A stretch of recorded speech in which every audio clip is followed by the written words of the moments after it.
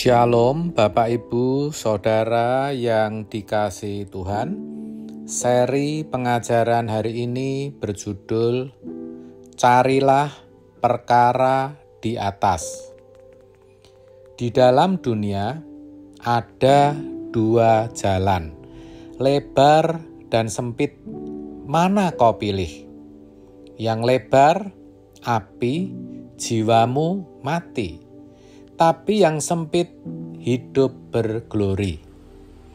Ini adalah petikan syair lagu sekolah minggu yang tentu kita semua ingat, bukan? Jalan yang lebar maksudnya sesuatu yang serba mudah dan enak yang akan membawa kepada kebinasaan. Sedangkan jalan yang sempit adalah masalah, kesulitan, dan penderitaan yang sejatinya akan membawa kepada kemenangan, kepada kehidupan kekal maksudnya. Jadi di dunia ini kita diperhadapkan kepada dua perkara yang harus kita pilih. Perkara yang di atas, yang menyangkut kekekalan, atau perkara yang di bumi, yang menyangkut kefanaan. Banyak orang Kristen tahu akan hal ini, tapi sesungguhnya tidak berdaya dalam memilih. Ini merupakan keberhasilan manuver kuasa gelap, sehingga tanpa sadar yang mereka pilih adalah kefanaan. Bagaimana selama hidup ini bisa memperoleh sebanyak-banyaknya dari dunia ini untuk bisa dinikmati. Padahal, semua yang berasal dari dunia ini, Alkitab berkata bukan berasal dari Allah, dan kelak akan binasa menjadi danau api. 1 Yohanes 2 ayat 16-17 demikian. Sebab semua yang ada di dalam dunia, yaitu keinginan daging dan keinginan mata, serta keangkuhan hidup, bukanlah berasal dari Bapa, melainkan dari dunia. Dan dunia ini sedang lenyap dengan keinginannya. Tetapi orang yang melakukan kehendak Allah tetap hidup selama-lamanya. Jadi sangat disayangkan. Padahal dengan diberikannya putra tunggalnya, membuktikan betapa Allah mengasihi kita. Bukti bahwa Allah tidak menghendaki kita kenapa-kenapa, apalagi binasa. Sama sekali tidak. Itulah sebabnya Rasul Paulus menasehatkan agar kita mencari dan memikirkan perkara yang di atas. Kolose 3 ayat 1-2, karena itu, kalau kamu dibangkitkan bersama dengan Kristus, carilah perkara yang di atas, di mana Kristus ada, duduk di sebelah kanan Allah. Pikirkanlah perkara yang di atas, bukan yang di bumi.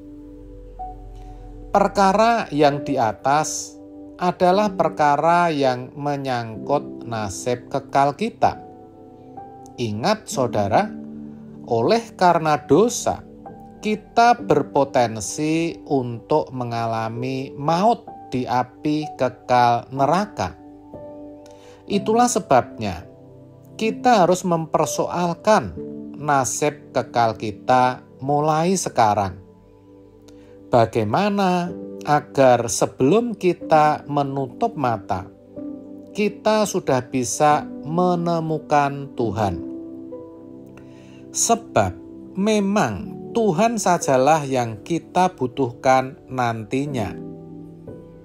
Maka Tuhanlah satu-satunya yang harus kita cari. Segenap hidup ini harus kita arahkan hanya untuk menemukan Tuhan. Dengan berkata demikian, bukan berarti kita semua harus jadi full-timer gereja atau pendeta. Bukan. Bukan juga kita tidak boleh berkarir, berumah tangga, dan menjadi kaya. Bukan seperti itu juga. Semua itu tentu boleh. Bahkan kita juga harus mengerti bahwa keberhasilan dan kekayaan itu sendiri bukanlah sesuatu yang jahat, yang selalu membawa kepada kebinasaan. Tapi semua itu tergantung bagaimana kita mempergunakan mamon yang tidak jujur itu. Kalau itu kita pakai untuk bersahabat dengan Tuhan, tentu sangat boleh. Yang tidak boleh, itu kalau kita pakai harta kekayaan kita untuk memuaskan hawa nafsu kedagingan kita. Bahkan dengan kekayaan, kita akan lebih efektif dalam melakukan pekerjaan Tuhan, dalam melayani Tuhan. Saudara, orang yang mencari dan memikirkan perkara yang di atas, pastilah bukan orang yang malas dan hidup sembarangan, tapi ia justru akan berjuang bagaimana bisa berhasil dalam hidupnya. Sebab yang ia mau hanyalah memberikan yang terbaik bagi Tuhan. Jadi tujuan hidupnya hanya satu, agar melalui hidupnya ia bisa menyatakan kehadiran dan kasih Tuhan. Ia bisa menjadi alat Tuhan yang efektif dalam menjangkau jiwa-jiwa dan akhirnya bisa mempersembahkan hidup yang berkenan kepada Allah. Sebagai orang percaya, kita harus mengerti betul akan hal ini, saudara. Bahkan harus kita perjuangkan. Apalagi kalau usia kita sudah cukup tua. Jangan sampai kita menjadi tua tapi tidak dewasa. Sepertinya Kristen sudah sejak lahir, tapi fokus hidupnya hanya bagaimana bisa memperoleh berkat dan kuasa dari Tuhan saja. Jangan begitu, saudara. Tapi mari, melalui kebenaran ini kita cari perkara di atas. Mari kita hidup menjadi berkat bagi sesama. Karena itulah sesungguhnya yang Tuhan kehendaki. Amin. Tuhan Yesus memberkati.